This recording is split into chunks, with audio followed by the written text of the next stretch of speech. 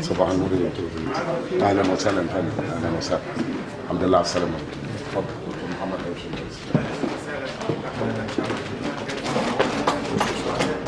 انا بقول له يوم عيد عندنا مش كده ولا ايه؟ والله انا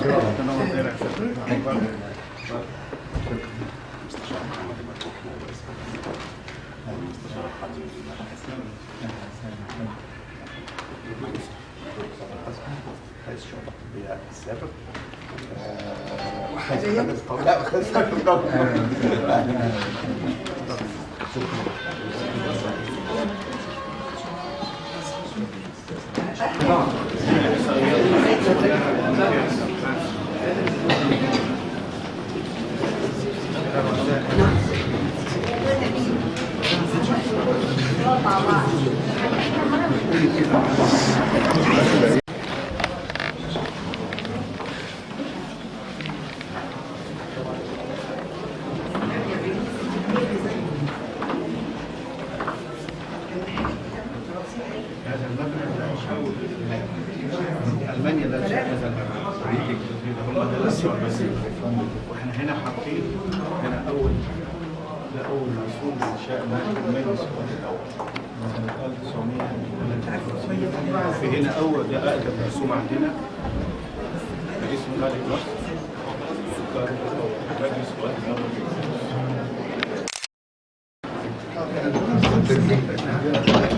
شاطرين.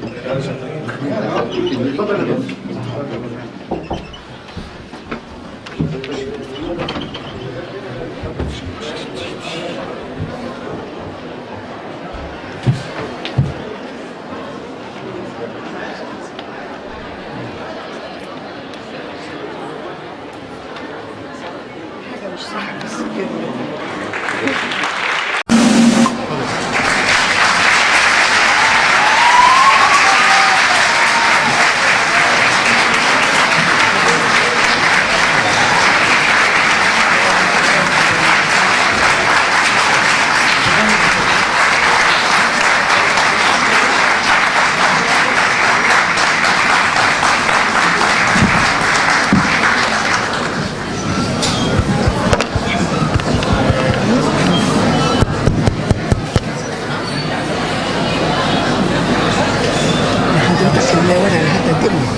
كل الجمهور هتبقى واقف صفات الجمهور كلها هتبقى على الشاشه ان شاء الله. التقديم بتاعك كل شيء هم الاول اللي هيفتتحوا وبعدين هيدوا الكلمه لحضرتك. Good morning. وبعدين هيقولوا سي في عن الدكتور مجدي اللي انت معاها لي. لا مش هيقولوا سي في عن الدكتور طريقه الرسالة. وبعدين هيدوا دور على المركز وهيقولوا Good morning.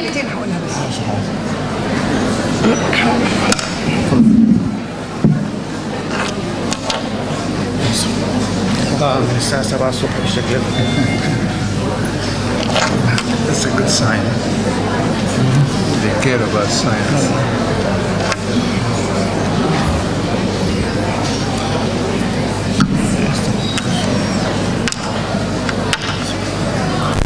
Please switch off your mobile phones.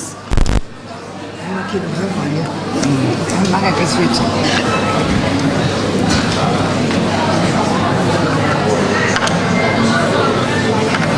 لما حضرتك هتديله درع انا كل ده اروح ناحيه ثانيه اكتر. Please switch off your mobile phones.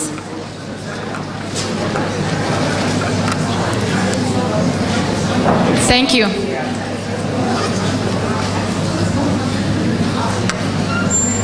First, we will start with the National Anthem.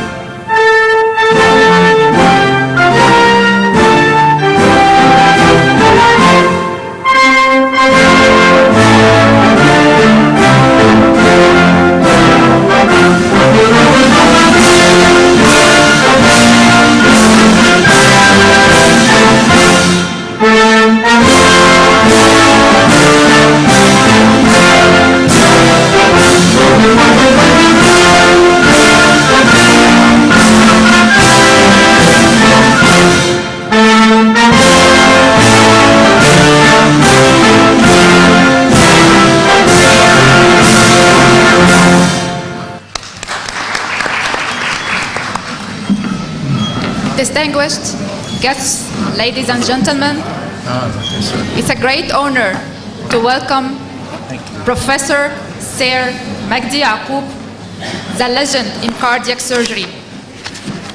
Professor Vinis Gouda, the former Minister of Scientific Research Ministry and the Head of Scientific and Research Committee.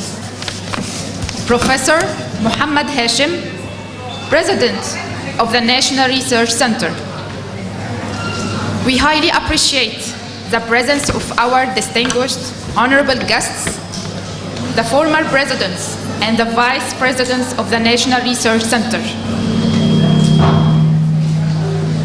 Ladies and gentlemen, now welcome Professor Vinis Gouda, the former Minister of Scientific Research Ministry and Head of Scientific and Research Culture Committee.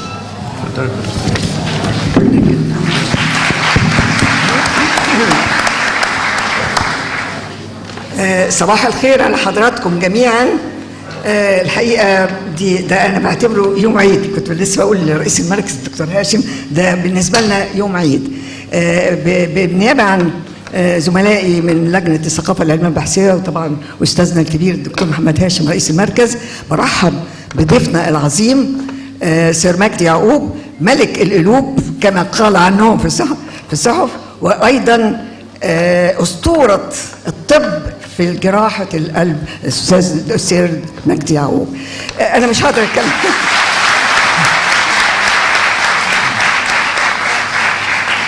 مش هقدر اقول اكتر من كده، وندي فرصه اذا كان حد هيقول السي في بقى باختصار عشان هو يكلمنا، والحوار الشيق اللي هيتبع المحاضره The Glory of Science and Threats The Glory and Threats of Science and Medicine.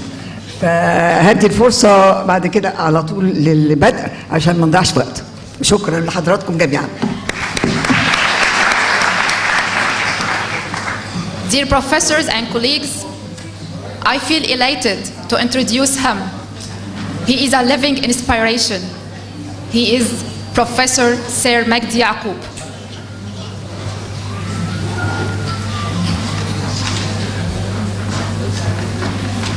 Professor of Cardiothoracic Surgery at the National Heart and Lung Institute, Imperial College London, founder and director of research at the Mejdi Ya'qub Institute at Herfield Heart Science Center, founder and the president of the Chain of Hope, and founder and director of the Mejdi Ya'qub Heart Foundation, which created the Aswan Heart Center.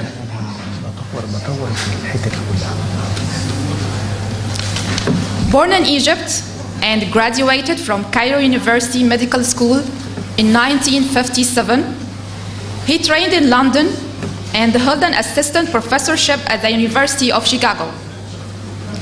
A former British Heart Foundation professor of cardiothoracic surgery for over 20 years and consultant cardiothoracic surgeon at Herfield Hospital from 1969 to 2001 and Royal Brompton Hospital from 1986 to 2001. Professor Ya'qub established the largest heart and lung transplantation program in the world at Herfield Hospital, where more than 2,500 transplant operations have been performed. He has developed novel operations for several complex congenital heart anomalies. Research led by Professor Sir Mejdi Ya'qub include tissue engineering heart valves, myocardial regeneration, novel left ventricular assist devices, and wireless sensors with collaborations within Imperial College, nationally and internationally. He has also supervised over 20 higher degree, PhD, MD students and authored or co-authored more than 1,400 published papers and numerous book chapters on topics including transplantation, pediatric cardiac surgery, aortic valve surgery.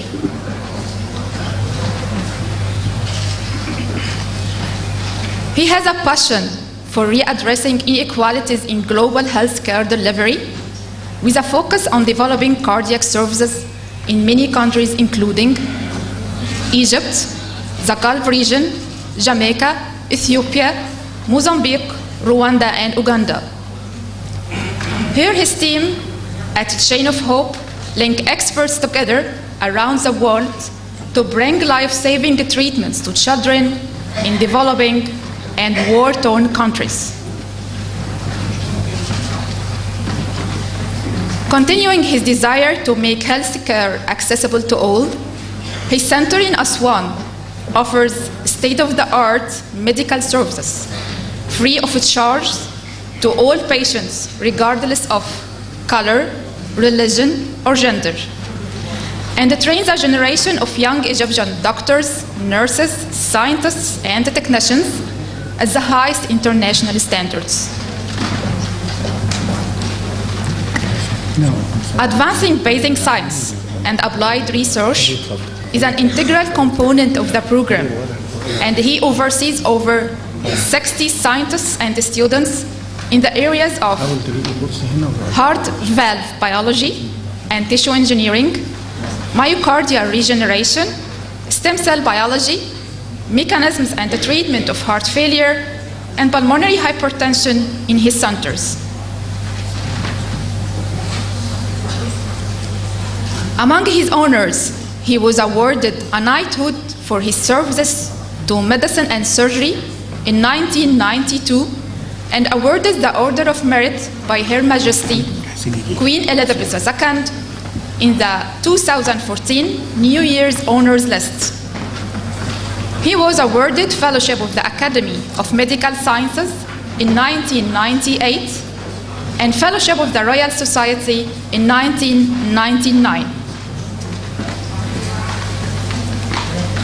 A Lifetime Outstanding Achievement Award in recognition of his contribution to medicine was presented to Professor Ya'qub by the Secretary of State for Health in the same year. In 2011, he was awarded the Order of the Nile for Science and Humanity and the prestigious Leicester Medal in 2015 in recognition of his contribution to science. Ladies and gentlemen, and now with Professor Muhammad Hashim, Professor and President of the National Research Center.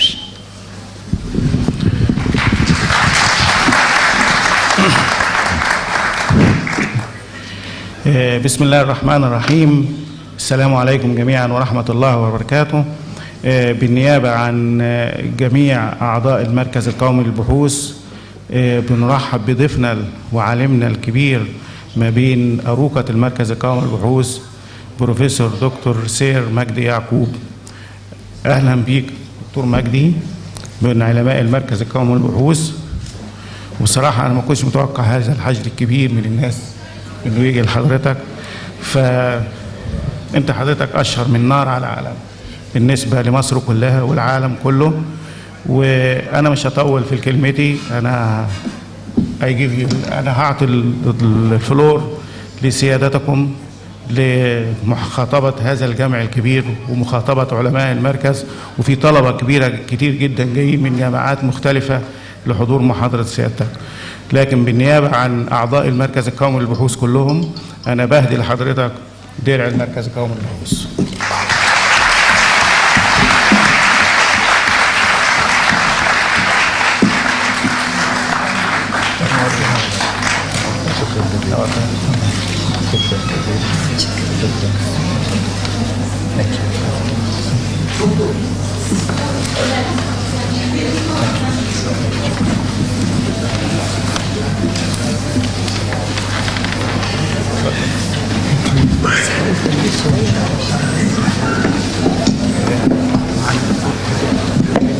لو سمحتوا والله احنا بس بعد المحاضرة في اللي عايز يسأل سؤال أو تعليق في ورق مطبوع اللي عايز يطلبه من السادة اللي هم المنظمين معانا عشان تتقرأ وتتسجل كل الأسئلة أو التعليقات اللي حضراتكم تحبوا توجهوها للسير مجدي يعقوب.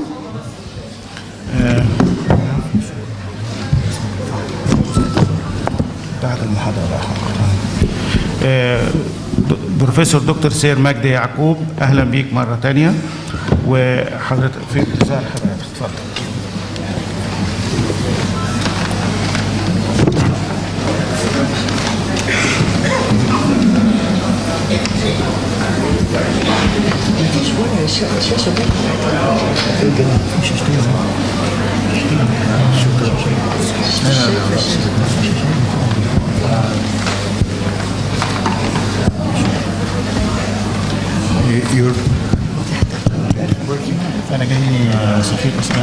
Your Excellency, the Minister or ex-Minister, the President of this center. Is it working or not? Can you hear me? I will shout. It is indeed a great honor and a privilege for me to be here. I am conscious of the great contributions معهد البحوث القومي بيقدمه لمصر وللعالم, and this is really wonderful because that's what it's all about, as you will see from the title of my talk.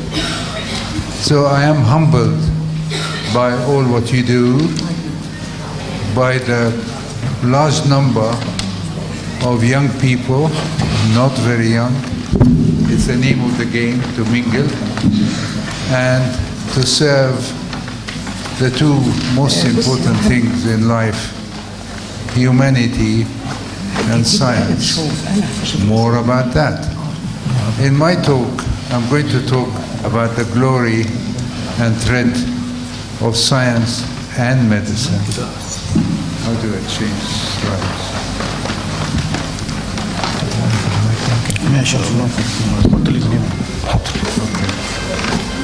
So in this talk, I'm going to talk about definitions. What's science? What's medicine? I will talk about the glory and the threat. I will talk about Greek mythology. Egypt and Greece have been tied in for many thousands of years, and this is only appropriate to talk about that. I will talk about transplantation because this is something, and regenerative medicine as a model because I happen to know a bit about that. Now about definitions, what is science? Science has been defined and redefined, but it is mainly the search for the truth. And Sir Karl Popper, who is one of the philosophers of science who have influenced our thinking massively in the 20th century, went on to say the truth is unachievable. So the science is the truth, but the truth is unachievable. There's another giant in science, and that is the late Sir Peter Medawar, who won the Nobel Prize for his work on transplant biology. And he was also a professor of philosophy at the University of Oxford. So combining two things, philosophy and science, and winning the Nobel Prize in science. Well, Sir Peter, I happened to meet, great honor. He defined science as actually being creative. And what is creativity? He went on to say that creativity is the art of creating ostensibly out of nothing something of beauty, order, or significance. Significance to whom? To mankind. So these are wonderful things. That is what the glory of science is all about. Now, looking at ancient Egypt, they knew what I have just stated. For example, this is Ma'at, the goddess of the truth, and she is, as you can see, the most beautiful goddess. But equally, like what Karl Popper said, if you come near Ma'at, she grows very large wings and flies away. What does that mean? It means that the absolute truth is unachievable. Do we despair? I don't think so. We keep pursuing the search for the truth, and what we know today is current knowledge. We aspire for more and more, and that is one of the glories of science and medicine, of course. Now, one of the important things which Karl Popper pointed out is that in the growth of science, one has to be humble. There is no place for being arrogant or for thinking I know it all, because that is almost a death sentence. And humility is so important in science, and Karl Popper wrote a whole book entitled Conjectures and Refutations. What did he mean by that? He meant that in science you usually advance a theory, and he quite rightly says you do not go on to prove that you are right with the theory. You actually try and refute your own theory. Say why it's not going to work. If you can't, then you're nearer the truth. Luckily, the peers, when you advance a theory or publish a paper in Nature or whatever, the peers come to your rescue, trying to refute your theory. By so doing, they actually are propelling you towards the truth, which you wanted in the first place. And that is the essence of humility. When you get reviewer reports from a top journal itemizing 20 refutations, initially you get cross. But if you sit down and listen and read very carefully, you actually rejoice, because they are trying to help you get nearer to the truth. So refutations is a good thing, and we should all learn. Humility, I just mentioned that before, that many philosophers have articulated this idea of humility. If you think you know it all, you are lost.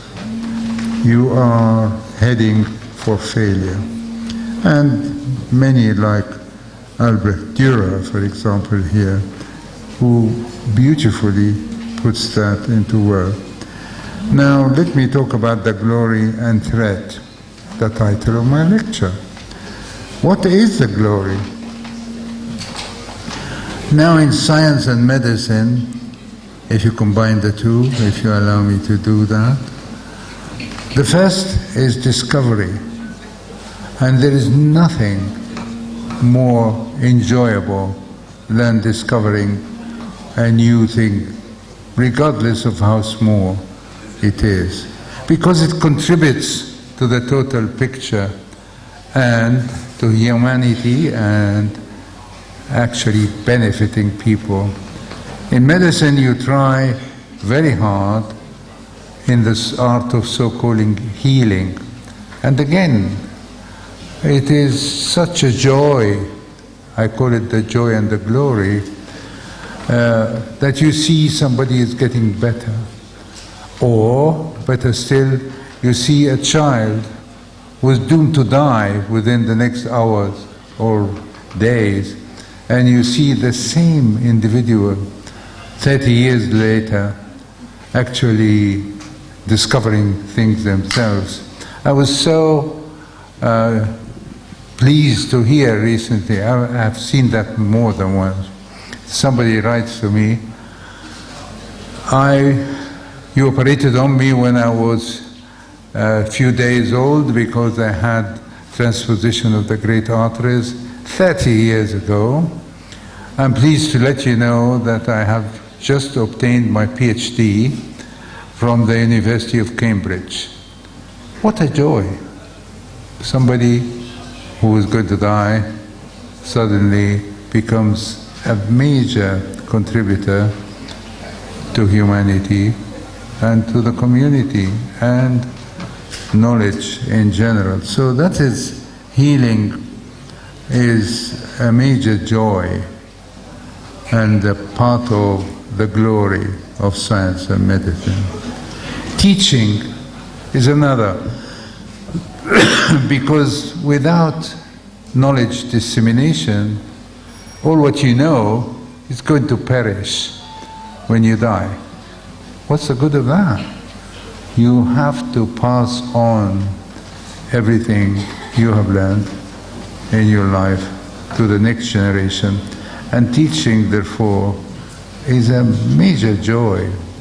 And I'm reminded by many of the students who taught me things, who criticized me for not coming often to the classroom. Teaching is a wonderful part of the glory of science and medicine. The last, but not the least, is human interaction. In science and medicine, you travel the world, you see millions of people, literally. Every time you see somebody and interact, whether it's a patient, a doctor, a scientist, or somebody from the community, it's a big joy. And you end up as a much better person for human interaction. So all that's very good. But what is the threat? Now, science and medicine are very powerful tools, and they can do harm. Witness the atomic bomb. Look at the pictures following the bomb on Hiroshima or Nagasaki. That originated from science. Oh my God, how can you do harm? All right, that's a massive thing. But in our daily life, you can do the same. If you, like the next one is false discovery. If you discover something, or you think you have discovered, or you falsify results, oh my God, that's a disaster, because that will produce harm. And the last thing you want is to do harm. This is a major threat in science and medicine. Doing harm, false discoveries. I go down the line over recognition. If you are successful in science or medicine, doing your job, literally, people try and idolize you, think you are something from outer space, and over recognition. If you believe that, that is a threat. And the next one is destructive competition. And this is rife in science and medicine. You have scientists saying, oh, I must discover the thing before this other guy. As a matter of fact, I will stop him. What are you talking about? Or I don't want him to succeed in doing better operation. We are collaborating. We are fighting the same enemy, which is disease and ignorance. So why are you actually being destructive in your competition. This has to stop, because it is only through, we were talking about that earlier, it's only through collaboration that we can discover major things. And I heard that this institution collaborates with many, many institutions around the world. Similarly, at Imperial College or in Aswan, we have at least 20 collaborative programs with, you name it, Australia, Sweden, Harvard, whatever. It doesn't matter where. Sometimes even humble universities teach you a lot. So collaboration is a wonderful thing, and destructive competition is a disaster. The last one in medicine in particular is losing contact with the patient. That is because of the modern society is trying to make medicine as a commercial commodity. It's as if you go to the supermarket and buy medicine. This is a disaster, because medicine relies very heavily on the patient-doctor relationship. What do I mean by that? I think it's a sacred relationship, because somebody comes to another person and says, would you look after me? You cannot be more personal than that. And if you lose that, everybody's losing a lot. The patient doesn't believe in the doctor, and that's a disaster. He doesn't get better fast. The doctor loses the confidence that he is the advocate of the patient. I'll do everything I can to help this patient. So this relationship is very, very important. And it's being eroded in modern times because of commercialization. I'm here to buy your services. And I can recount many instances or incidents where, for example, I was at the University of Chicago, and one night somebody comes with a ruptured heart and ruptured main vessel.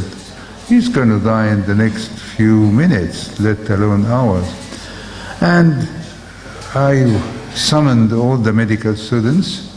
We worked all night, non-stop, and the students, as they should do, running up and down the stairs, getting blood, this and that. Bottom line, we saved the patient. And he comes back to the outpatient 2 weeks later, and we are so happy, and the kids are so happy. God, all our efforts resulted in success. We walk in to see the patient, and he says, "Doctor, I have paid $50 to see you, and you are 5 minutes late." I said, "Excuse me, sir, I don't care about your $50. Actually, I don't get it, and I don't care. And I was looking forward to see you as a human being, and you just have lost that sacred relationship between the doctor and patient." Similarly, the medical students, their face dropped, and they were sad that all what we have done, we haven't done that for you, stupid $50. You can keep them, you can throw them, you can eat them, but don't insult us. We are working with humanity, with you, sir, as a human being, and not because you have $50 in your pocket. So that's a major threat which needs to be recognized in society. Now, let's go to Greek mythology. Now, one of my hero, mythology obviously never happened, but it has many lessons you can learn. Prometheus which is one of the Greek god, actually one of the titans, looked on planet Earth and saw men crouched in caves, half naked, cold, shivering, and asked his father, Uranus, why has he kept the human race in ignorance and darkness? Uranus said, what you call ignorance is innocence, my son. As long as no one convinces them that they are not happy, they are happy. Well, this was not very convincing. And Prometheus went on against the advice of his dad to get a branch, and you know the story, and lit it up from the sun and came to earth to get rid of ignorance, get some light, and to produce some warmth to cure these people. Sometimes when I'm giving a lecture to people who are doing cardiology, and say actually they were shivering because they had heart failure. So treating heart failure is like Prometheus getting a branch and getting warmth to these cold and shivering people. It's really important. But that's not the end of the story, because his father made him pay by getting a vulture every day to eat his liver. But the good news is that he grew another liver the following day, and he was happy. I say this is because of stem cells, because actually the liver can regenerate from stem cells. That's obviously mythology, but you can learn from mythology a lot. You can learn from other stories. For example, one of my colleagues who was the head of surgery at Harvard gave a super lecture about training of a physician, and he called it an Apollonian quest. Why? He said because Apollo was the god of intellect, the arts and healing. He implied harmony, balance, rationality, and loyalty, as well as discipline. And all of these characteristics are actually required for the training of a physician. A big lesson from Greek mythology. Now, if we go further, I then try and talk about transplantation as a model. You heard that I have been involved heavily in organ and tissue transplantation, but as well as congenital heart disease and other things. But let's focus a little on transplantation. Now, transplantation is thought to be a qualified success for a variety of reasons. I'll mention why. As you know, the human heart, as many people have said, and this is a saying by William Harvey, is the most important organ. But the thing is that only 60 years ago, transplantation of the heart, only 60 years, I mean, this is not a long time, was talked about in science as a fantasy for the future. Fantasy will never happen. Actually it did. And now it is dubbed the success story of the 20th century. We can't do enough. But there are, I say it's a qualified success because although some of my patients and other patients have survived 34 years after transplantation with happy life, they were going to die in a week or two, and 34 years later, they are running around the world. So that's success indeed. They've got into the Guinness Book of Records, etc., etc. But why do I say it is qualified? It is qualified. There are written editorials in the American Journal of Transplantation saying it is actually the beginning of the end, not the end of the beginning, like what Sir Winston just said, because there are many things to do, like shortage of donor organs. It is very, very sad that a country like Egypt has no transplantation, because the legislation, actually for Dastur, it's written, we had it when we wrote the Lajnat al-Khamsin, that organ and tissue donation is a gift of life, هبة للحياة وواجب على كل مواطن, but nothing happened. Why? Because of culture mainly, and legislation by the government secondly. Legislation can happen, but people since the days of the ancient Egyptians think that they will come back in the same body, and that's why they used to embalming Yihannatu. But that is not true. You throw the body, 6 other people could have benefited, and you don't do it. Now there are many, my children carried donor cards because they were only 4 or 5, and they said, we discussed at school whether we want to benefit 5 people when we die. We're all going to die. But there were kids still discussing when they die.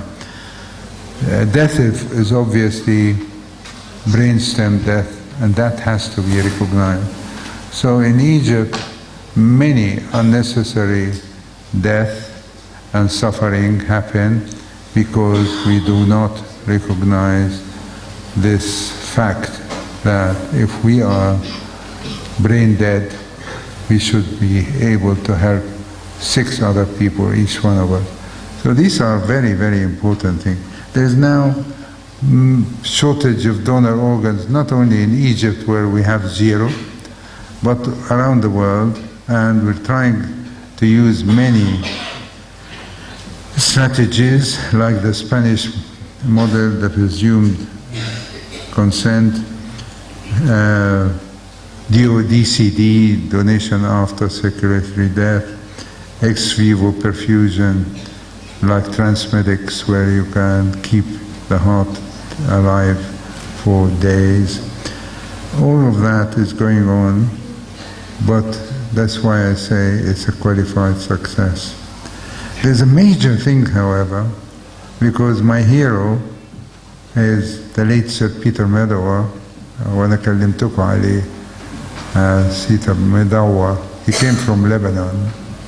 At least his dad came from Lebanon. He was born in Rio de Janeiro and educated in Oxford. He was a very, he spoke with an Oxford accent, you know.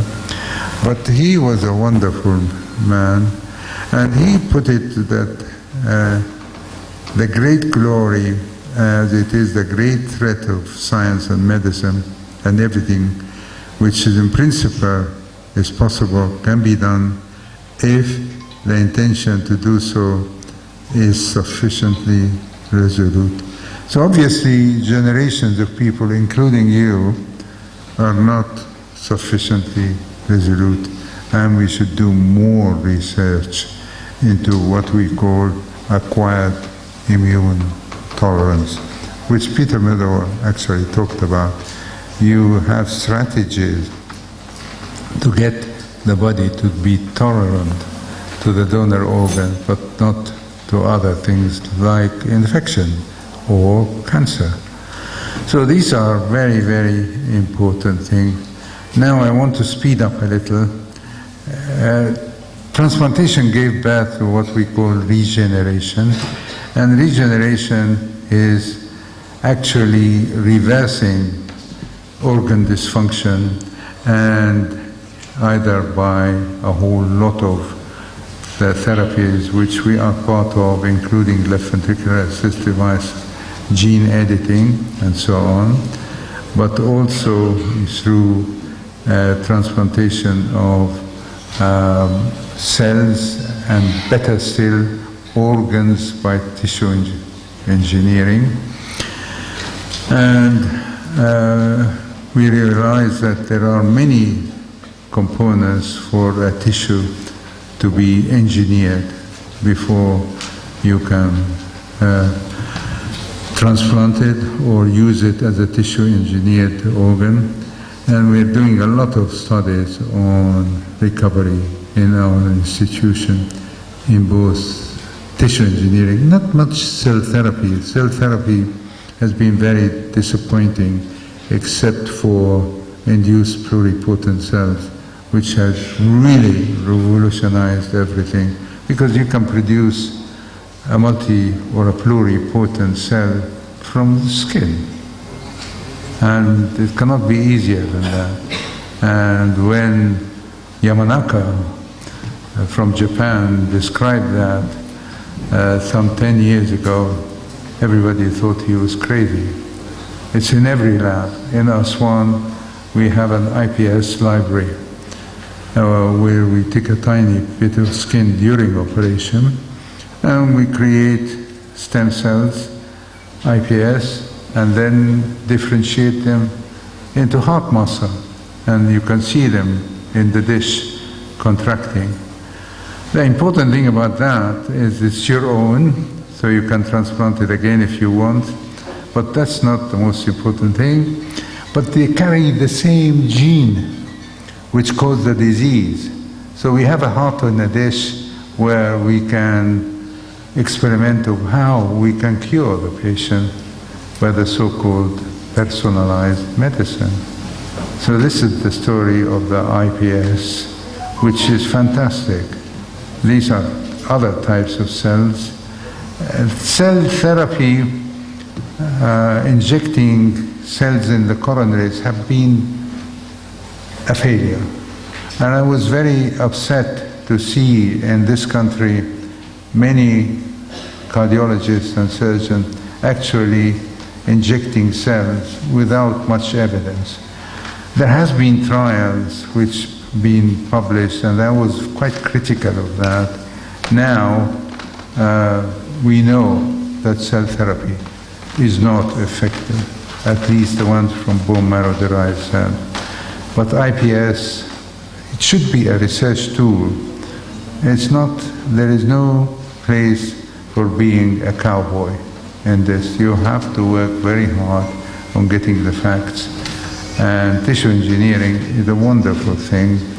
I'm collaborating with scientists from Zuhaili University, like Ibrahim Sherbini, for tissue engineering, making what we call intelligent scaffold, which instruct cells to actually do the right thing. This is amazingly important. The topography and the mechanoreceptors in the scaffold are very, very important, and I can't go into more details. That's Chris Rao. Chris was a heart surgeon, he still is a heart surgeon, but he spent some time in the lab working with IPS and instructing them to mature, to have mature heart cells for tissue engineering. Now, this is the famous Shinya Yamanaka, who actually described the induced pluripotent cell and got the Nobel Prize in about 8 years. Unheard of that after writing a paper you get the Nobel Prize in such a short time. But he showed that from a skin cell you can get a pluripotent cell which become a heart cell or a brain cell or a skin cell, whatever. But later on, other people like Deepak, who's another pediatric cardiologist in LA, who actually got direct reprogramming of a fibroblast to a functional cardiomyocyte. This is the so-called trans-differentiation. This is amazing, because the fibrous tissue in your heart can suddenly become contracting heart cell. Wonderful. So science is like science fiction right now. That has been done in humans by Eric Olson in Dallas. And now Hisham Sadeh was an Egyptian, brilliant guy working in Dallas, has been working, we've been part of the research group on actually inducing heart muscles to divide. And that is quite a feat, but he's been partially successful and very, very, very exciting stuff from Hisham Sadeh. Now, gene therapy used to be under a cloud, is becoming better now because there are other things which have been recently like AA virus and adeno-associated virus. But the most exciting thing recently has been the so-called gene editing. The so-called CRISPR-Cas9, what is that? It's actually very simple, if you think of it. It is learned from bacteria, where bacteria keep part of the invading virus, which actually is destroying the bacteria, and then link it to an enzyme. And if you do that, the CRISPR-Cas, you can target whatever you want to do in the genome without vectors. So gene editing is like magic. So there is so much to do for young people nowadays. And all the audience here can get immersed in all these things with great success to humanity and science. We are only working for humanity and science. Please remember that. I end my lecture by showing that we should realize we're not living alone in this world. And I've written a lot about taking cardiac surgery to the people. And how do I do that? We do it by a variety of means, answering the problem, who cares, who acts, who pays. And we have been working around the world to do that, and I go quickly, like a dedicated center like in Aswan, but also in other countries like you can see here in Ethiopia, in Kigali, in Mozambique, in Jamaica, in Uganda. And Aswan is right now the flagship, if you like, because we do over 4,000 procedures a year, all for free, without differentiation. Who is the patient? We respect them all. We realize these are patients who need our help, who we should preserve their dignity and take no money, regardless whether they are white, black, Muslim, Christian, Durzi, whatever. They're all human beings, equal. And in that center, it has gone up from strength to strength, and importantly, the cost has been cut down, and we are now building a new center near Zuwail in 6 October, which is 4 times as big, built, actually designed by Sir Norman Foster. But we are also working in Mozambique, where we have research centers in the community and being helped by indigenous population, including the chiefs who welcomed us, saying, if you are generating knowledge and helping our people, we will help you. We will carry your luggage. Amazing, and that is one of the chiefs and one of our researchers. Devising new operations is very exciting indeed. That's Ethiopia, Kampala, and I just now end by saying that in science and medicine there's massive amount of things to do, which is the glory, but there are other things to avoid, which is the threat. Thank you very much.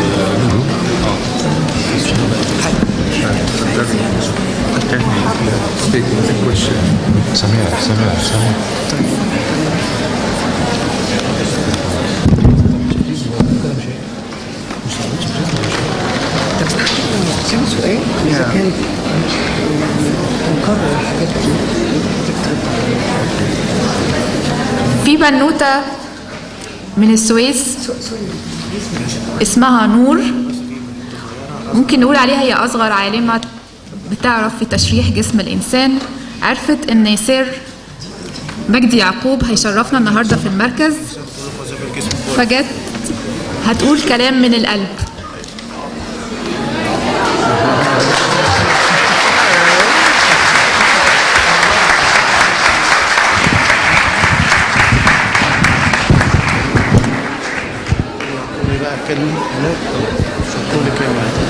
شكرا دكتور مجدي يعقوب. لا أخفي عليكم أنني سعيدة جدا بدعوتكم العلمية الطبية، وأحب أن أشكر كل من ساهم في بناء الوطن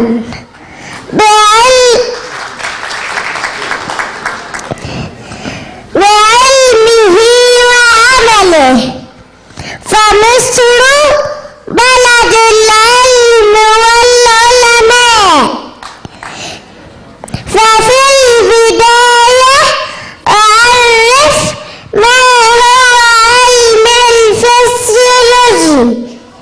هو العلم الذي يدرس وظائف جميع أعضاء الجسم وكيفية تنظيم هذه الوظائف والعوامل التي تؤثر على أدائه ومدى تكيف الأداء الوظيفي لهذه الأعضاء المختلفة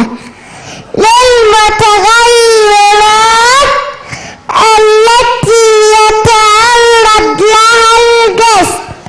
ومع أن نتعرف على أجهزة جسم الإنسان هنلاقي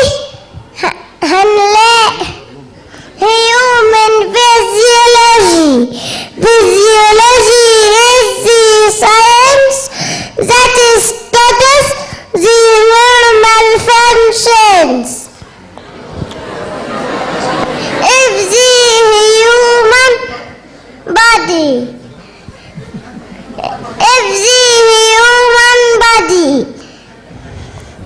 القلب شريان الحياة، يعمل على ضخ الدم لكل الأعضاء مكانه ناحية اليسار،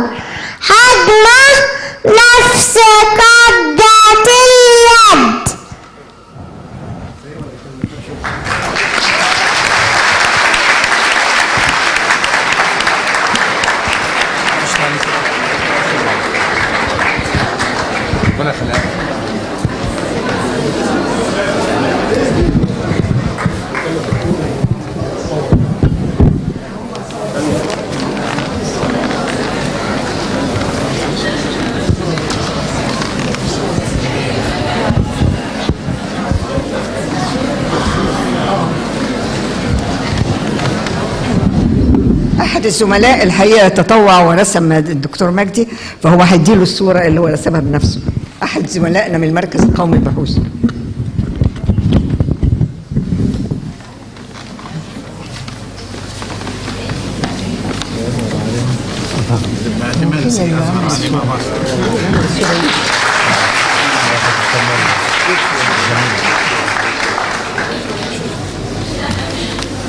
اتفضل.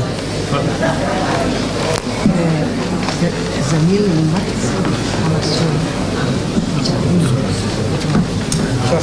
حط الصورة بس الناس تشوفها كمان. عجبتك؟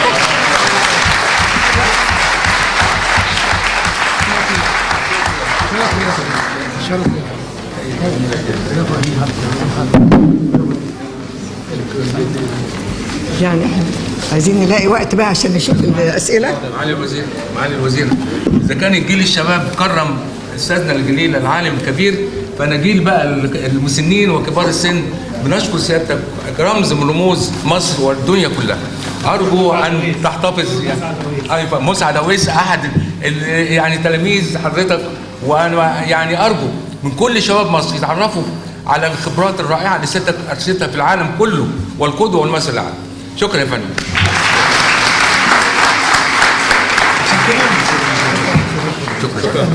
شكرا يا فندم. معالي الوزير.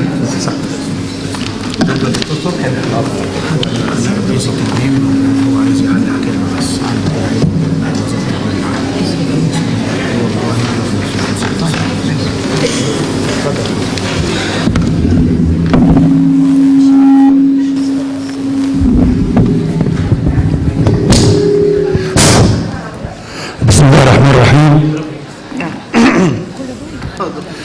أولا أود أن أنقل إليكم تحيات الدكتور خالد عبد الغفار وزير التعليم العالي والبحث العلمي، اللي بيوجه لكم كل الشكر على هذه المناسبة الرائعة.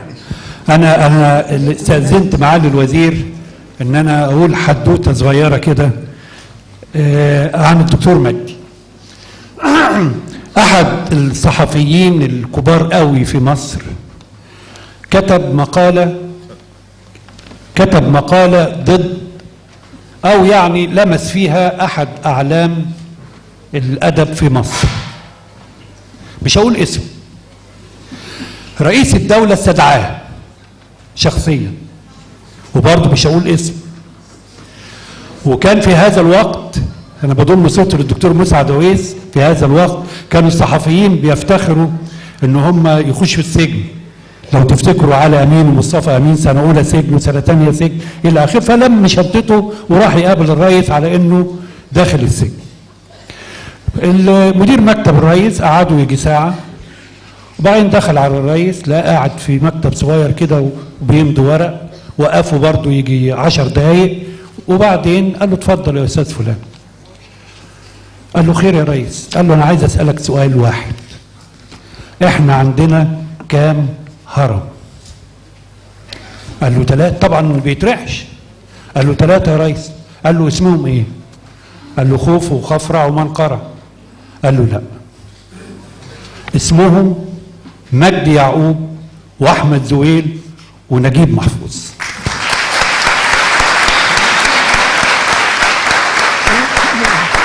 المقابلة انتهت يا أستاذ رشدي.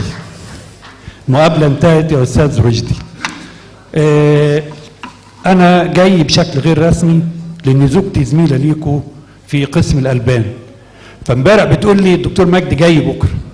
قلت لها الدكتور مجدي لما يروح الدنيا كلها تروح له، فاللي سيادتك شايفه قدامك ده اللي بره قدهم أكتر من 2 3، وممكن مصر كلها تلاقيها هنا.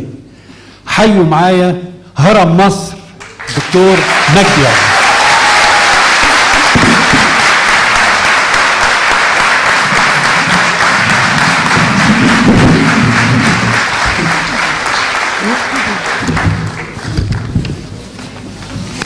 طب الأسئلة كتيرة قوي مش حضرتك تساعده ولا ايه؟ بدون طيب ماشي.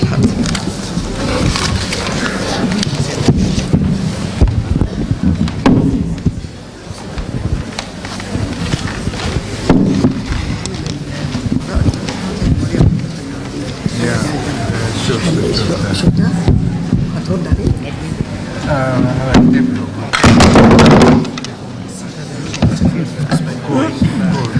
Thank you for being here. دكتور حسين رئيس المركز هيدير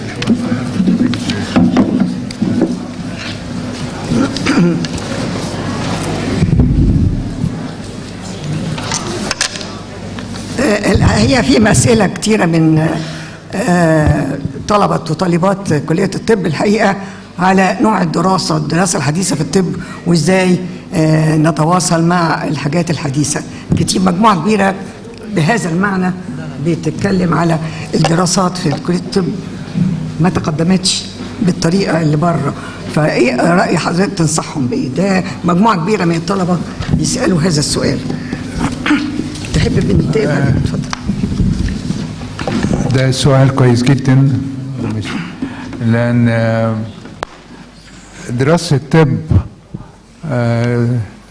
اتغيرت وتقدمت، إنما اللي أنا شايفه إن في مصر نزلت. ليه بقى بقول كده؟ لأن في ingredients مهمة جدا لدراسة الطب، وهي إن في حاجة اسمها new curriculum.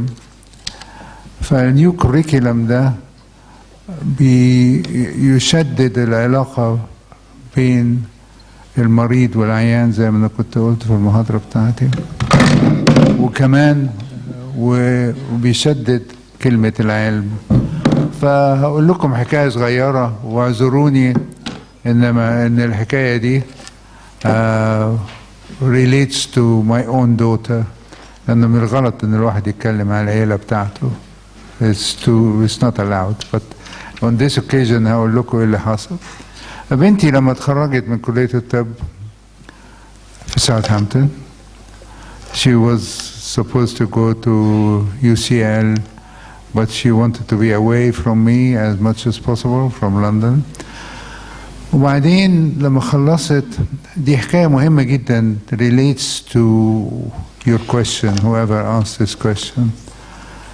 فقالوا لها here is a white coat وعليه اسمك صوفي يعقوب. صوفي روحي المستشفى. قالت له اروح المستشفى اعمل ايه؟ قالوا لها تقابلي العيانين. قالت يا نهار ابيض، اقابلهم اقول لهم ايه؟ قالوا يا خبر، تقول لهم حاجه بسيطه جدا، تقول لهم انا فلانه الفلانيه and I want to help. طب وليه عايز اني اروح اعمل كده؟ لا ده دول هم اللي هتقضي كل حياتك معاهم في المستقبل. And the sooner you meet them and relate to them, the better.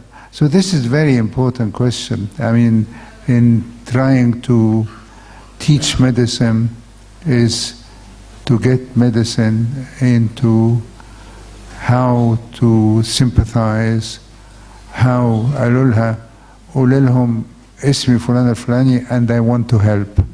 Today you can go and buy a newspaper or some fruits. In the future you will give them cure, but the same words are there. My name is Dr. So-and-so and I genuinely want to help. So this is very, very important. الحاجة الثانية، طيب قالت لهم طيب هروح دي بس أنا خايفة. قالوا طيب what next؟ فقالوا لها write an essay. قالت لهم عن إيه بقى؟ قالوا لها الessay is entitled the relationship وده الكلام ده كان بقاله 15 سنة أو 10 سنين. The relationship between phenotype and genotype in cystic fibrosis. What did you say?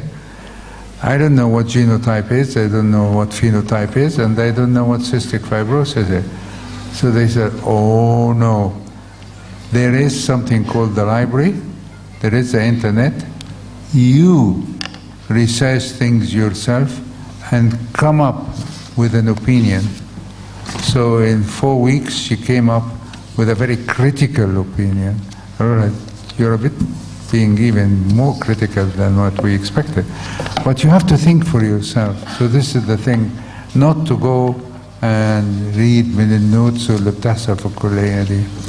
وبعدين هخلص الحكاية دي why الكليات دلوقتي needs reform, forgive me. ها؟ إن قابلت طالب متخرج من كلية الطب فقلت له مبروك في حفلة كبيرة عاملها أبوه عشان التخرج بتاعه هنا في مصر. Now that you have this wonderful degree, what do you want to do with it? He said, oh, it's very clear. قلت له طيب قول لي هتعمل إيه؟ قال لي I want to be rich and famous. قلت يا نهار مفيش فايدة بقى. مفيش ده كان درس خالص. دعنا خالص. Because اللي اتكلمت عليه النهارده إن الطب is in the service of humanity, and humanity is suffered like mad, and it is in service of science with the discovery. كنت افتكر ان هيقول لي الكلام ده. So that's what needs to be injected back into طب. It is such a noble profession, come mission, come vocation, call it what you want. But the bottom line is that somebody like me or somebody else practicing medicine at a high level, we're so privileged. You can't have anything better in life than such a noble profession. And forget about money. Forget about fame. Because guess what? When society knows that you are helping them, and when science knows that you are totally dedicated, they keep throwing things at you. And you say, I don't want any more money. For God's sake, I've got enough. لا لا لا خد دي. So if you do your thing properly, society relates to you, and that is why medicine today needs to regain its luster, its shiny. واحنا كنا شايفيننا لما كنا زمان في قصر العيني, we adored our professors. They knew us, they related to us. We did research, and we had an art society. We listened to classical music. All that needs to come back, because art, for example, is part of science. So if you want كلية الطب ترجع تزدهر زي ما كانت وتبقى أحسن, you must inject back what I call something really important: values. What is it we're trying to do? Not like this young graduate who told me, I want to be rich and famous. It is, I want to serve my patients and discover a new thing. Wow. Next. في سؤال.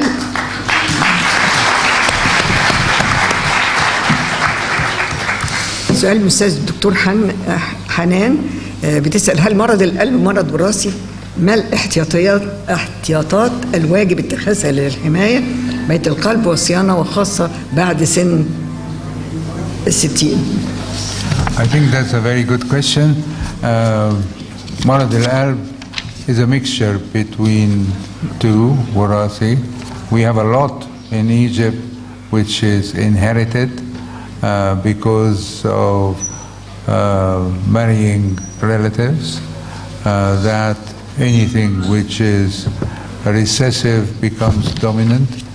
We see a lot in Aswan of inherited heart muscle disease, inherited arrhythmias, electricity, inherited, you name it. So that's, but it is, that doesn't mean that it is entirely inherited and genetics, and but there is also lifestyle and lifestyle modification can actually reduce the risk of inherited heart disease. So it's very important to have lifestyle modification in terms of activity, animal fat, not smoking, reducing blood pressure.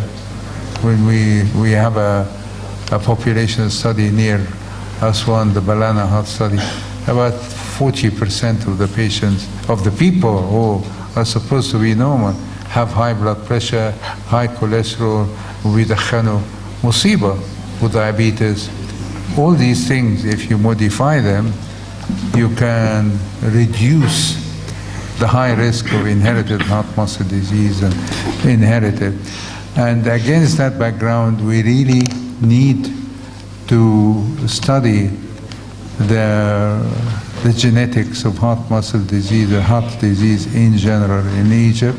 And that's why we have a big program of sequencing patients, but also you need to sequence genetically now the whole genome or the whole exome, because you need the exome, because the genome is not enough, the exome is not enough, because the genes which are transcribed into proteins are modified massively by what you used to think the non-coding DNA, like microRNA, like RNA, like even methylation in the binding of DNA.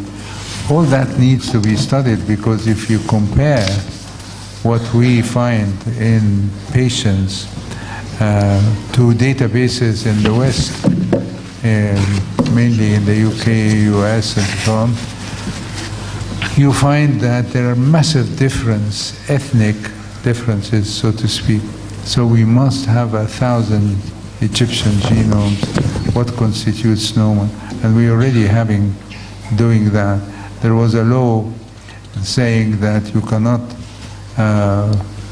export DNA because that is a risk للمخابرات.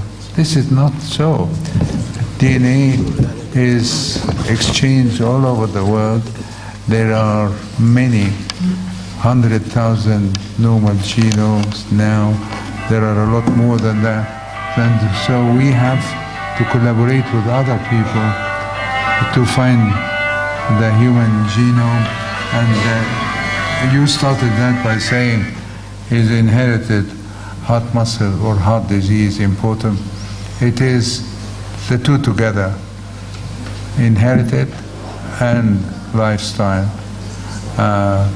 You have to look after yourself, and we have to know the genetics in great detail, and to be able, we're getting into an era like with cancer, we do it with cardiovascular, in the so-called personalized medicine.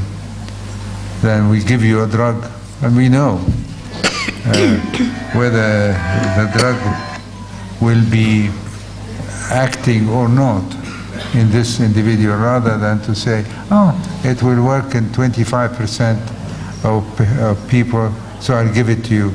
What about the 75% when it will not work? So personalized medicine is very, very important, and knowing genetics is even more important. And therefore, this is somebody asking, should you be a physician scientist? Yes, you should. That double qualification is very important to be able to use things like personalized medicine. Next. في سؤال من منى الجمال. May you allow me to ask what was your reaction professionally and emotionally after any incidents of failure or unsuccessful? I think I tried to answer that, is that not to be frightened of failure. And one of the philosophers saying, I cherish failure as success because it is driving me towards the truth. And it's only when one becomes arrogant that he's hurt. And there was one of the English philosophers who says, you do not mature until you treat both success and failure with the same contempt. So you don't have to meet it by contempt, but don't be frightened of failure, because failure you learn from. And if you're arrogant, you say, why me? Why you? You're insignificant. You are part of a fantastic organization which is moving forward toward discovering the truth. So there is failure is defined by you did not achieve your goal on this occasion, so you can learn from it. And that's what happens if we lose a patient and we look for human error. And human error does occur, and we have to say, yes, it does. We have to discover it. And we have been using with a colleague called Mjdi, what aviation use. And they use things which are called, you don't wait for a disaster. You do, if you are near miss, they call it near miss. So if you come near another aeroplane by 10 miles, that is a near miss. Now in our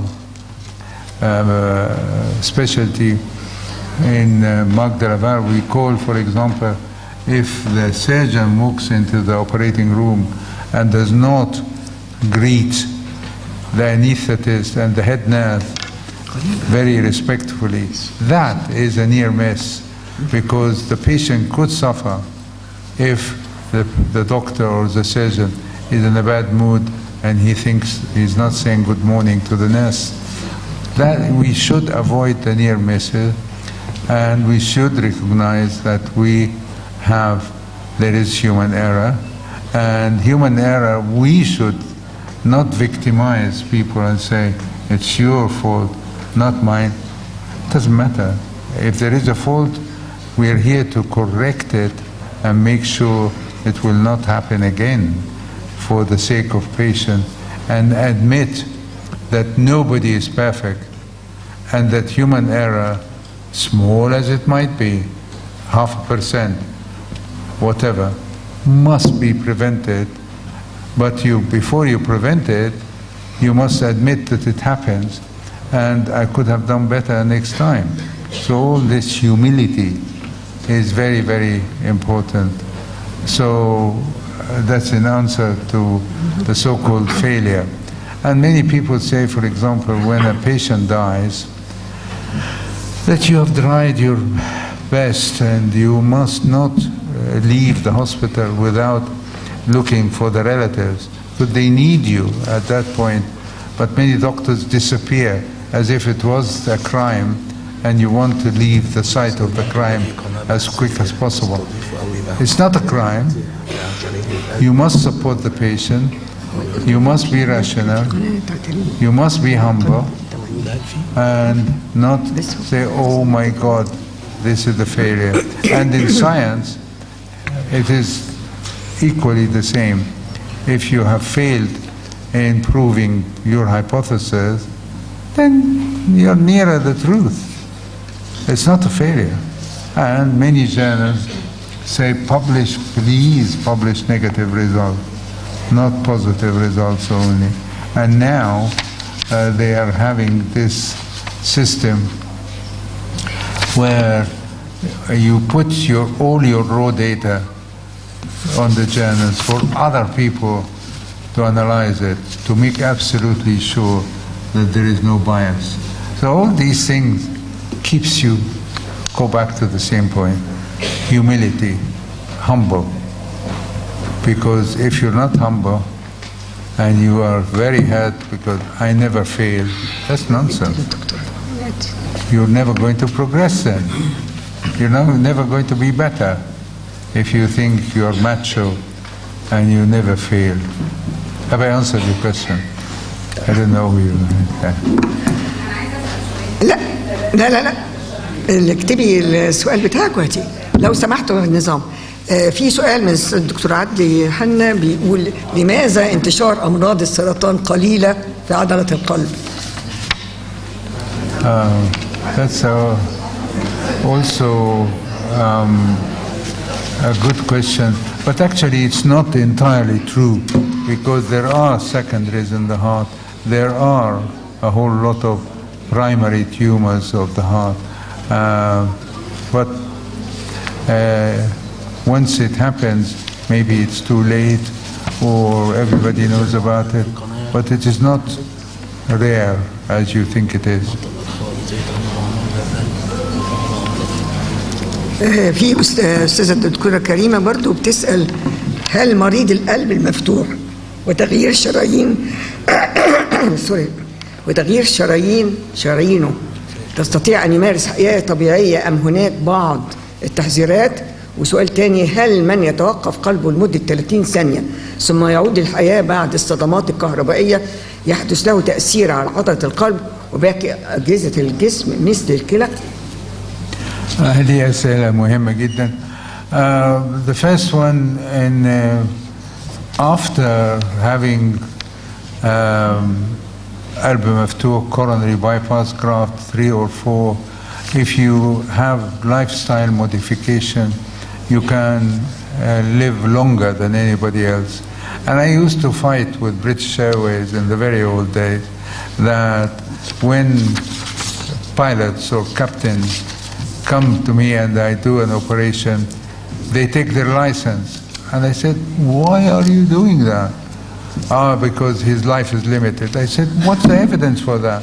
I'll show you evidence that his life is not limited, and his survival and likelihood of anything happening to him on the flight is less than somebody who does not know that he had heart disease and corrected it.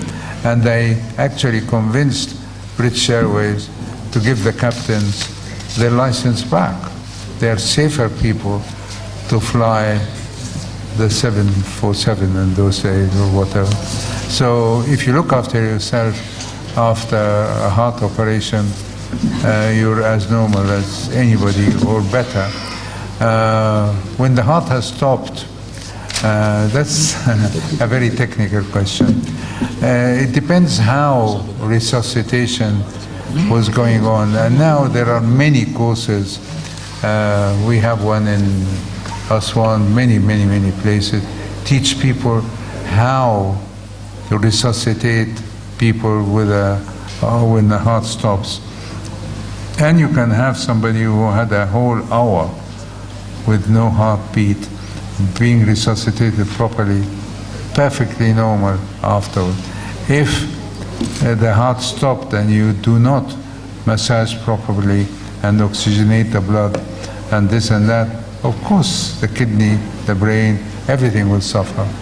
So it depends on the efficiency of the process of resuscitation. And now members of the public learn how to resuscitate if they see a heart arrest in the street or on an airplane or whatever. Next. في الدكتورة أمال بتسأل من وجهة نظر حضرتك كيف ننهض ببلدنا للأفضل؟ ده سؤال بعيد شوية ولا إيه؟ Yeah, I think it's a very wide question. I think maybe by realizing that we are less than perfect, مش مصر أم الدنيا, and we know it all. We know that we have problems and we need to correct them and we need to work harder.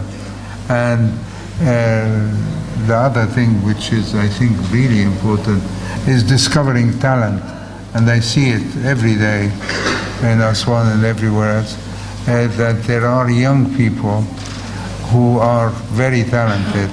And we being the country, do not look for that talent and we do not look after them.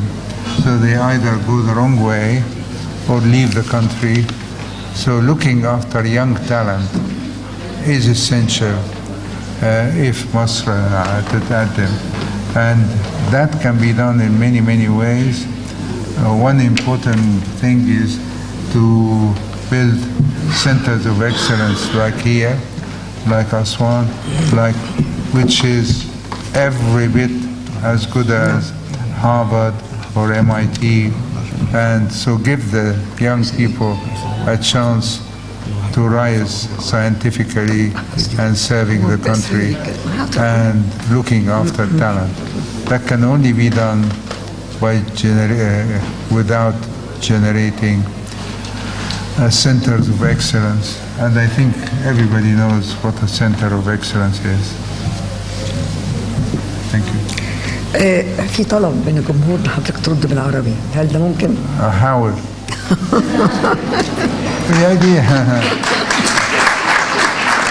يعني مش متعصب للإنجليزي for any reason except إن بالعربي أقول لك، لأن متعصب ليه اللي حصل إن الإنجليزي بقى scientific language. ليه؟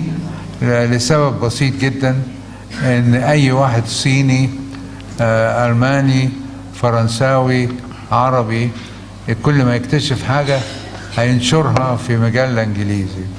فاللي حصل باي ديفولت، بتكلم بالإنجليزي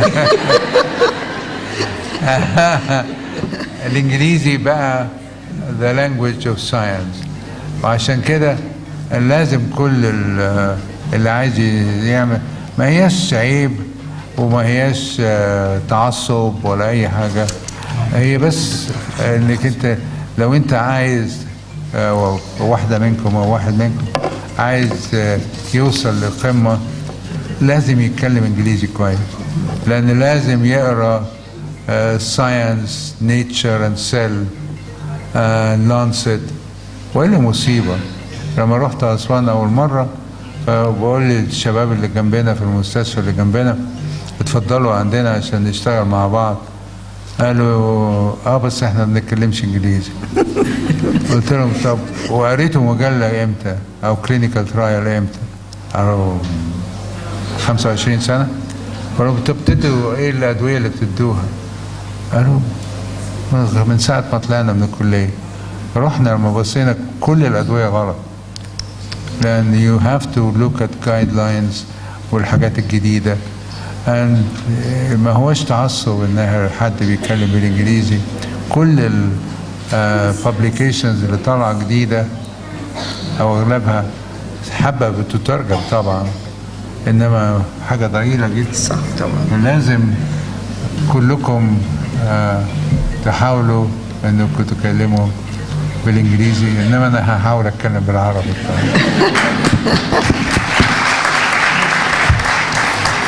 هم اللي طالبين ده بالذات الاعلام، عشان خاطر عايزين يطلعوا الكلام ده كله في كل صور الاعلام مختلفه. طيب في سؤال كده غريب شويه بس بالنسبه لي، ما هو دور الصيدلي الفعال في المستشفيات؟ ده استاذ ماجد صلاح طالب. ما هو دور الصيدلي الفعال في المستشفيات؟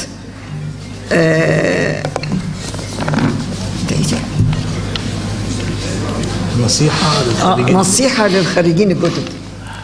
ده سؤال جميل جدا. طب كويس. لأن الدور الصيدلي ما يبقاش كأنه دور دكتور، أو ما يوصفش أدوية أو حاجة، أو ما يعالجش أمراض، إنما يكون جزء من تيم.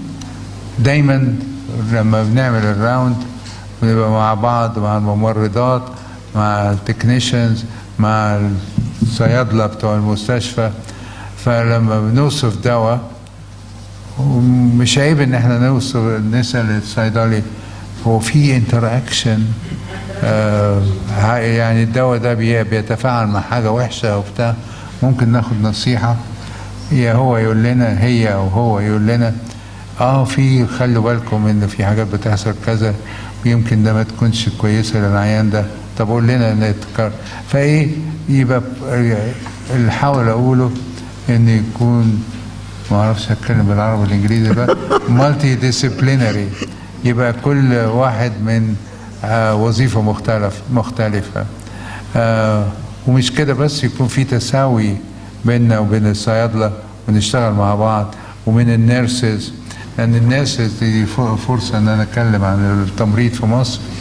النيرسز الممرضات عندنا كويسين جدا، بس ما بنحترمهمش، ما بنهدهمش حقهم، فلازم يبقوا زينا زيهم بالظبط.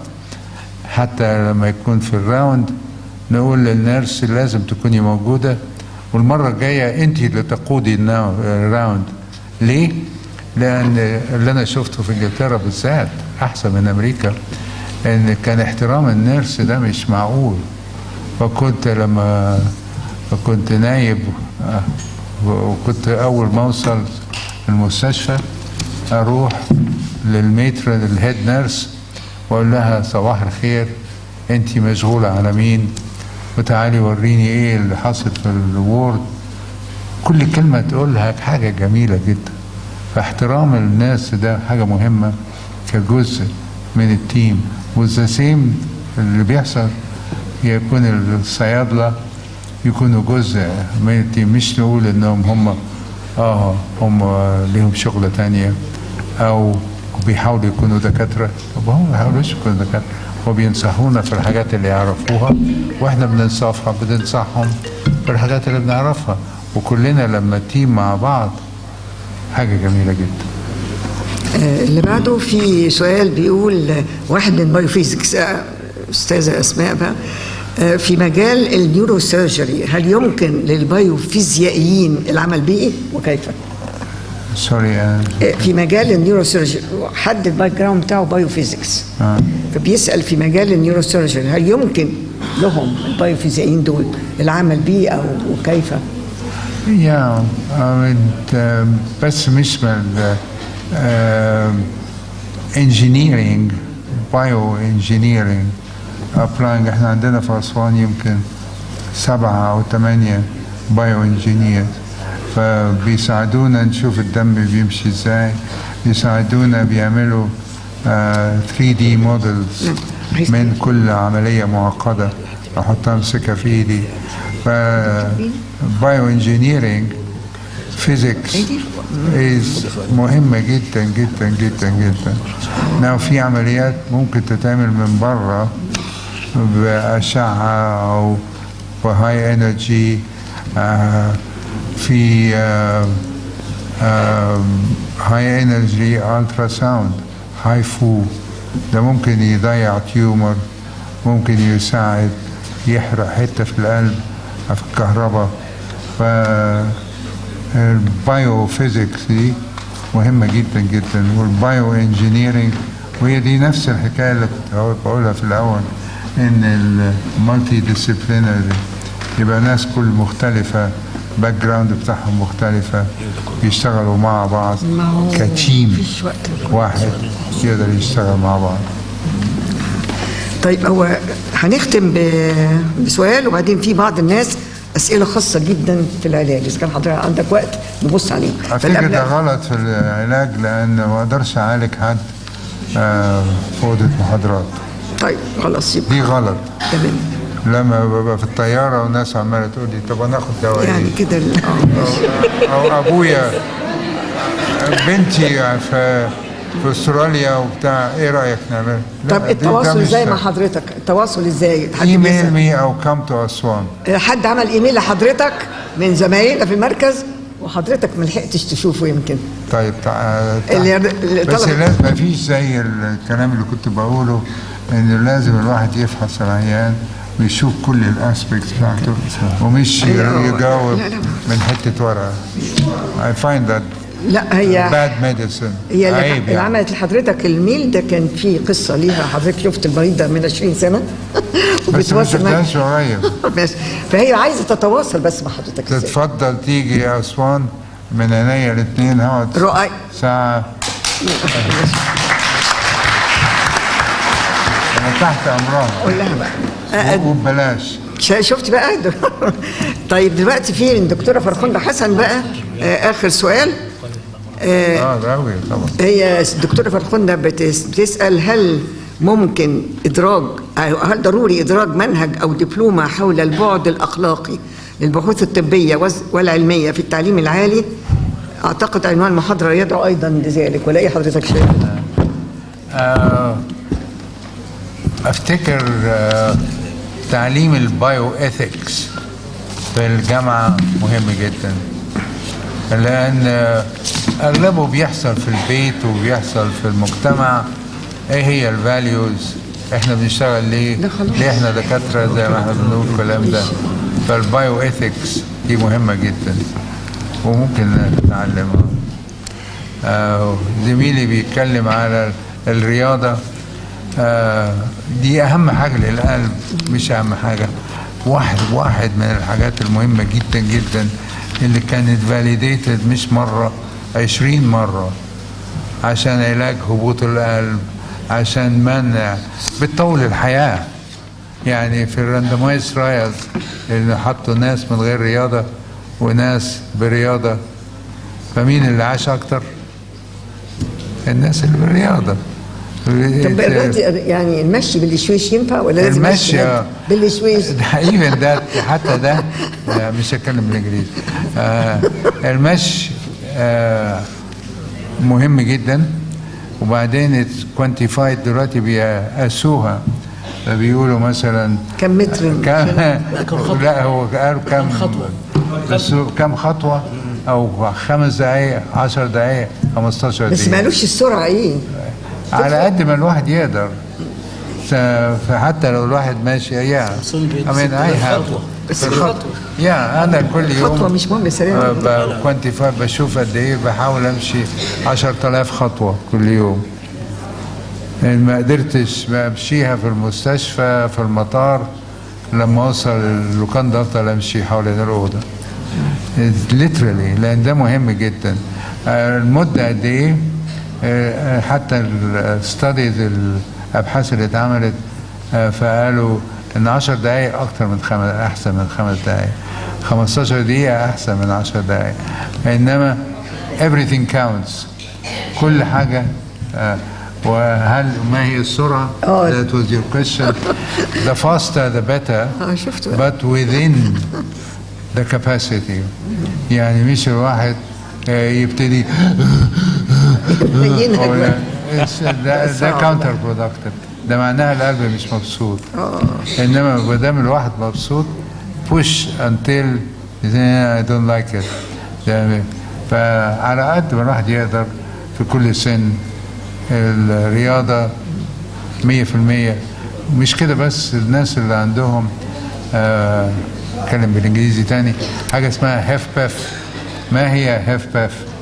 كل واحد لما يكبر في السن يحصل له هبوط في القلب من غير ما تشوفوش في العضلة، بنسميها heart failure with preserved ejection fraction، هاف باف. الحاجة الوحيدة اللي بتعالج هاف باف هو المشي. هايل. يعني ده ولا أدوية ولا غيره، امشي وبعدين تيجي تشوف قد ايه القلب اتحسن جدا. ممكن سؤال تاني بس اخير بقى؟ سباحة أنا كل يوم. السباحة احسن واحد. في مشاكل في الركب ولا حاجه بس؟ يا السباحة هايلة. ولا العمود الفقري؟ وعمود الفقري مشكلة. تلمية بقى يعني. معلش في سؤال تاني لو سمحت، من انجينيرنج ديفيجن، لان احنا اخذنا من توزيع من الاقسام كلها. الدكتورة فاطمة عبد العال، what do you suggest أو في plans to add in our present scientific research fields؟ وهي طبعا خلفيتها engineering division، فهل حضرتك ترد عليها؟ لا engineering عندنا زي ما قلت عشان أوريكم إن دي حاجة مهمة. في أسوان في حوالي 12 انجينير بيشتغلوا في الأبحاث. ففي ناس بيقولوا طب ودول دكاترة وليه بيشتغلوا في المستشفى؟ دول هايلين وبيشتغلوا بالسي اف دي، بالبلاد فلو، بالتنشنال ارتريز، وهي حاجات مهمة جدا لما بنعمل حاجات الجيومتري. فانجينيرز هايلين ومن غيرهم ما نقدرش نعيش. شفتوا بقى؟ without a shadow. ايوه. في حضرتك شفت الابتكار او بيتنت من حد من الزملاء من المركز القومي للبحوث اسمه الأستاذ فايز كمال فودة، وحضرتك شفت ده وهو موجود معانا. حاضر، عايز بس هو بيقول بتاع حضرتك ده بوليما ده كلام جميل جدا. تعال اتكلم هنا، تعال. لتصليح الصمام الميترالي that's very very specific. هو بايوجيل، والبايوجيل مهم جدا. ده صاحب الابتكار. لا مش عاوز افتحه. ما تفتحوش. بص عليه لان الميكانيكال ستريس بتاعتها كلها انا حسبتها. I see. دي حاجه ناتشرال يعني. انا اصلا الماجستير بتاعي والدكتوراه في الخلايا النسائيه. اوكي. ممكن نبعت يعني there are many polymers now في الموضوع ده. ابعتها لي because it depends على الالاستيسيتي على كل الميكانيكال ستريس انا حسبتها. طيب شكرا. ابعت لي ايميل. اكتب البيانات كلها مع العينه. لا انت ابعت له ايميل. ابعت لي. انا هدي لك الايميل بتاعه. طب عشان بس نكسب. في حاجه ظرف كده مقفول قالوا ده يسلم لحضرتك بقى، ما اعرفش بقى تحب تسمع دلوقتي ولا بعدين وكده بقى. نعم. حاضر. ما تيجوني أسوان. من الغلط ان انا اقدر اجاوب على حاجات كده من غير ما اشوف العيان او اشوف ايكو. من غير ما اشوف العيان هديكوا نصيحه غلط. دكتوره ساميه. لا خلاص. نعم. يا سيدي الدكتوره ساميه اذا كانت تعلق او عايزه تروح تزور. يا فندم. طب ماشي. دكتوره ساميه تمكن هتعمل الدكتوره ساميه في حاجه عايزه حاجه بالذات للدكتور. خلاص ما فيش. لا خلاص. انت ساميه؟ يا احنا كنا في المدرسه مع بعض.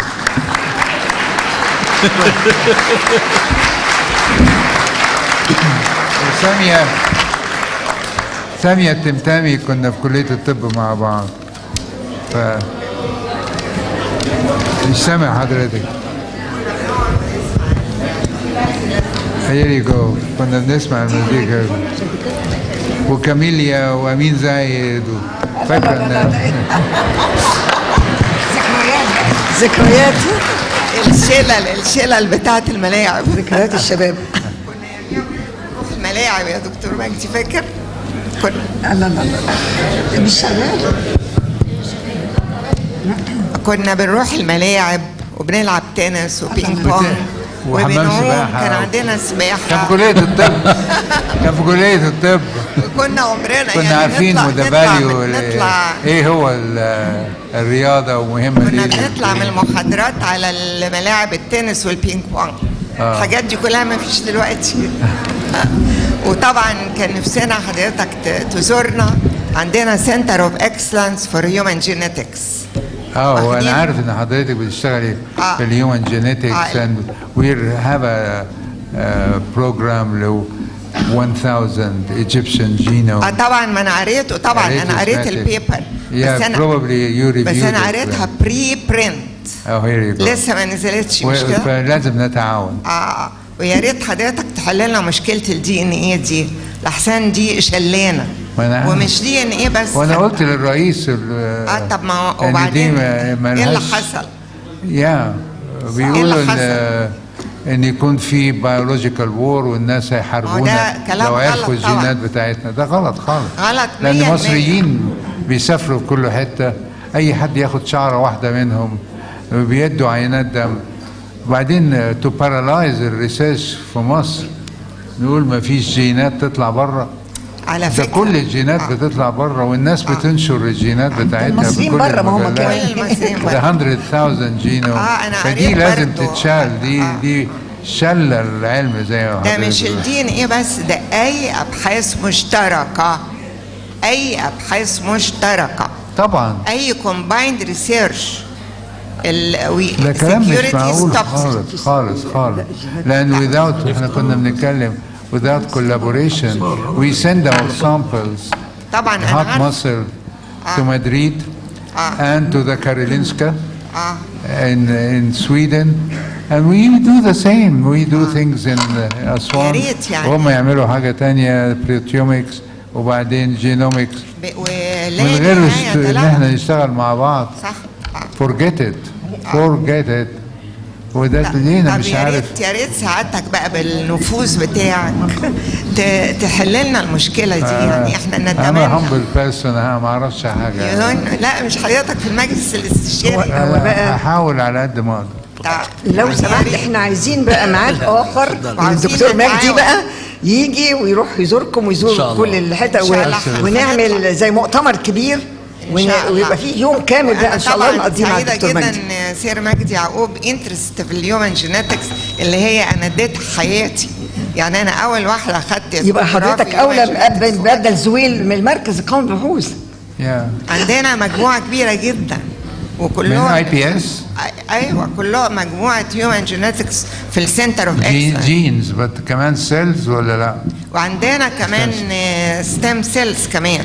ستيم سيل امبريونيك ستيم سيلز ولا انديوست فلويد؟ انديوست. في واحده اتعلمت في اليابان وبتعملها عندنا هنا. وي ماست لامب ريسورسز تشتغل مع بعض. بالظبط يعني دي من الحاجات بقى. وهنقابل سعادتك في مكتب المدير انا والدكتور يحيى الموست سينيور هيومن يعني موليكولار جينيتكس. برضه نكلم حضرتك مشروع مشترك مع المركز ان شاء الله يا رب. ان شاء الله. شكرا جزيلا دكتوره ساميه، ولا يسعنا في هذا اللقاء الا ان نتقدم بخالص الشكر والتقدير للسيد الدكتور سير مجدي يعقوب، وشكرا للساده الحضور واللجنه المنظمه، ونتقابل في حلقات قادمه ان شاء الله. السلام عليكم ورحمه الله وبركاته.